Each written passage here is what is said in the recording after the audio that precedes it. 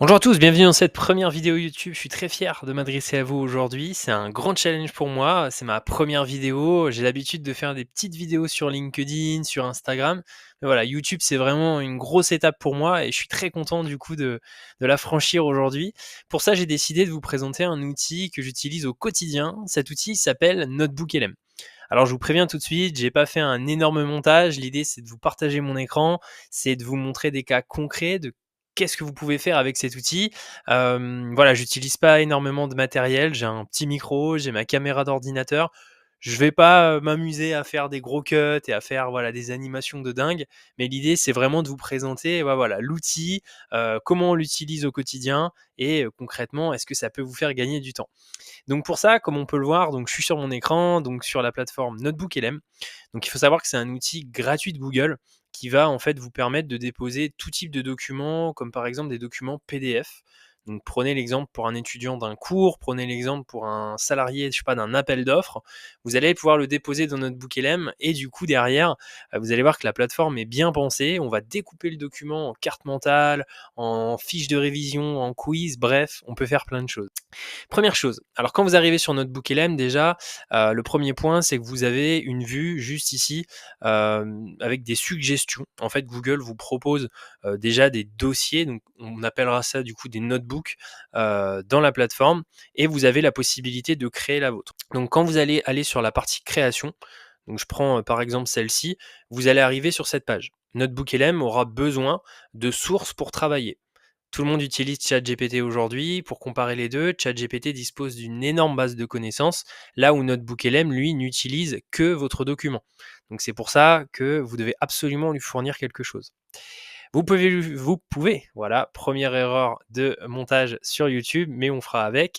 Vous pouvez directement en fait déposer un document PDF. Moi, je vous le conseille, c'est ce qui fonctionne le mieux.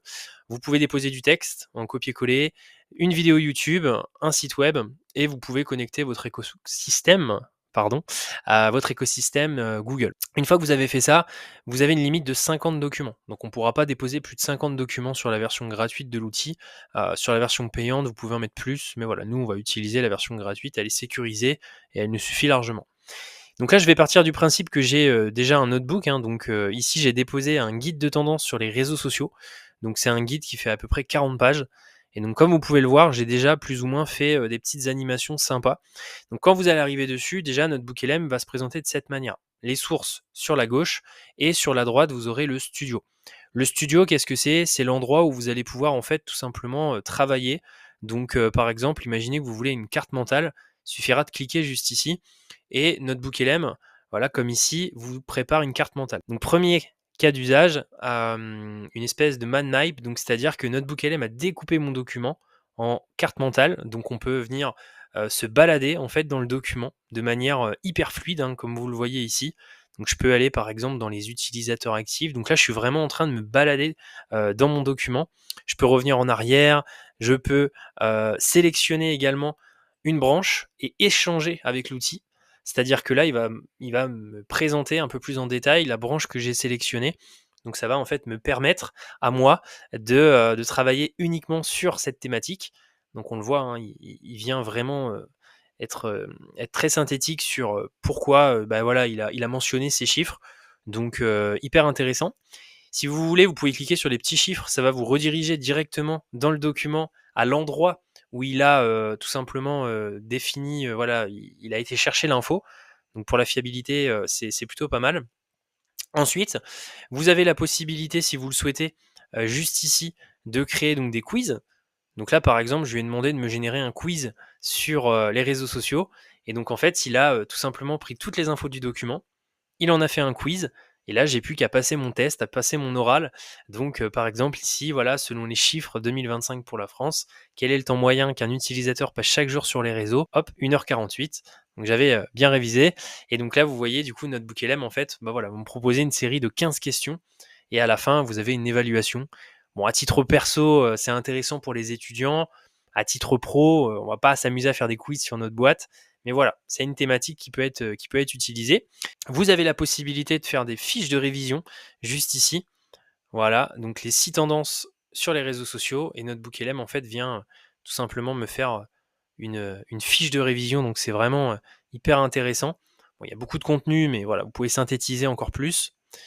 Autre point intéressant de l'outil, vous allez pouvoir faire, du coup, juste ici, des fiches de révision, un peu plus poussées, un peu plus, voilà, un peu plus sympa. C'est-à-dire que là, en fait, voilà, il m'a fait 77 fiches de révision. Quel pourcentage de la population, française est utilisateur des réseaux sociaux? Et en fait, quand vous cliquez dessus, ça vous donne la réponse et ça, voilà, j'ai 77 fiches, donc j'ai de quoi réviser.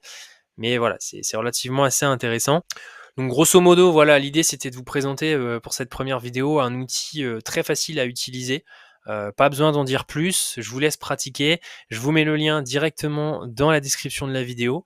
N'hésitez pas également à vous inscrire à ma newsletter. Je partage chaque semaine 3 actus, un tuto, je vous partage des outils, bref, c'est vraiment l'endroit où il faut être. C'est gratuit et ça va me permettre en fait, voilà, tout simplement de vous partager mes meilleurs conseils. On se retrouve dans une prochaine vidéo où on attaquera du coup un nouvel outil. Salut!